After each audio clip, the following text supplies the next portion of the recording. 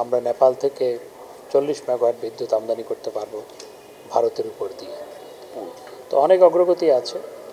তারপর এটি চূড়ান্ত প্রায়, শুধু ট্যারিফটা এখনও চূড়ান্ত হয়নি, অর্থাৎ চূড়ান্ত অনুমোদন হয়নি, কিন্তু নেগোসিয়েশন হয়ে গেছে।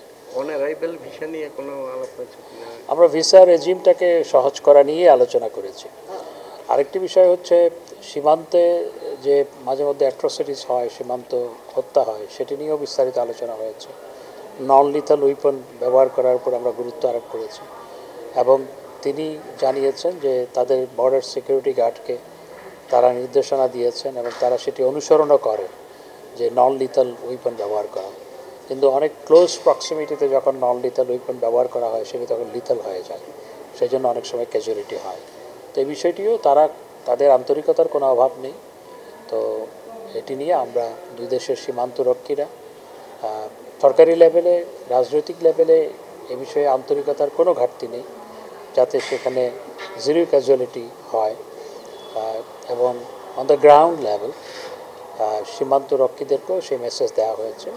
So we should work more on that issue. মাননীয় প্রধানমন্ত্রী অনেক আগে থেকেই ভারত সফরের কথা রয়েছে, কিন্তু তাদের সেখানে যেহেতু ইলেকশন, সেই ইলেকশন শেষ না হওয়া পর্যন্ত তো কখন সফর হবে সেটি নির্ধারণ করা যাচ্ছে না। স্থানীয় সরকার নির্বাচন আমাদের এই রিজিয়নে, ভারতেও স্থানীয় সরকার নির্বাচন হয়, নেপালে হয়, পাকিস্তানে হয়।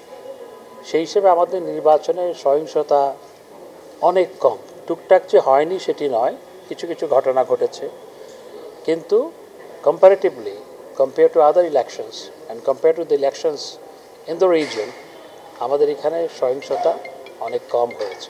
শান্তিপূর্ণভাবে নির্বাচন অনুষ্ঠিত হয়েছে এবং ভোটার টার্নআউট আমি বলবো অত্যন্ত সন্তোষজনক।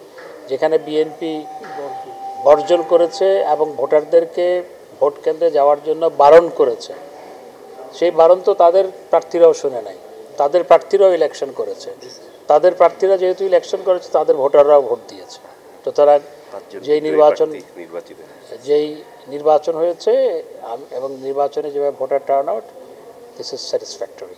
ভারতে প্রচুর লোক আমাদের দেশ থেকে ভিসার জন্য অ্যাপ্লাই করে এবং প্রতি বছর 16-17 লক্ষ মানুষের ভিসা তারা আপনার ইস্যু করে ভারত।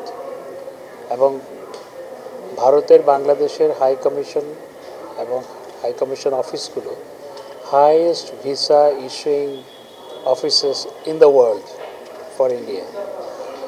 তো এই কারণে দেখা যাচ্ছে এখানে ভিসা পেতে অনেক সময় অনেক অপেক্ষা করতে হয়। সেটি নিয়ে বিস্তারিত আলোচনা করেছি এবং ভারতের পররাষ্ট্র সচিব আমাকে যেটি বলেছেন, তারা আরও তাদের এখানকার ক্যাপাসিটি বাড়ানোর জন্য তারা আরও সেখানে লোকবল নিয়োগ করছেন এবং ইনোভেটিভ কোনো সিস্টেম ইনভেন্ট করা যায় কিনা। আমি অনলাইনের কথা বলেছি যে অনলাইনে অ্যাপ্লাই করে তারপর multiple visa, long term visa, সেগুলো নিয়ে আমরা আলোচনা করেছি। অর্থাৎ ভিসা পাওয়াটা এখন যে অনেক ক্ষেত্রে দেরি হচ্ছে, অনেক সময় সমস্যা হয়, অনেক সময় দেখা যায় ডাক্তারের অ্যাপয়েন্টমেন্ট আছে, পাচ্ছে না, সেই জন্যে সে বিষয়টি বিস্তারিতভাবে আলোচনা করেছে এবং তারা অত্যন্ত আন্তরিক এই বিষয়টি সমাধান করার জন্য এবং সহজে মানুষ যাতে ভিসা পায় এবং people to people contract connectivity যাতে আরও বৃদ্ধি পায়। এবং আমরা ফিজিক্যাল কানেক্টিভিটি নিয়ে আলোচনা করেছি, সেটা অনেক দূর এগিয়েছে এবং বিশেষ করে নেপাল এবং ভুটানকে ট্রানজিট দেওয়া এবং নেপাল এবং ভুটান থেকে জলবিদ্যুৎ আমদানি করার ক্ষেত্রে ফ্যাসিলিটেট করা, ইতিমধ্যেই নেপাল থেকে জলবিদ্যুৎ আমদানি করার ক্ষেত্রে সব কিছু ফাইনালাইজ হয়েছে। ট্যারিফ নিয়ে সেটিও অনেকটা চূড়ান্ত হয়েছে, সেটি আমাদের পারচেজ কমিটিতে যাবে এবং সেটি হলে পরে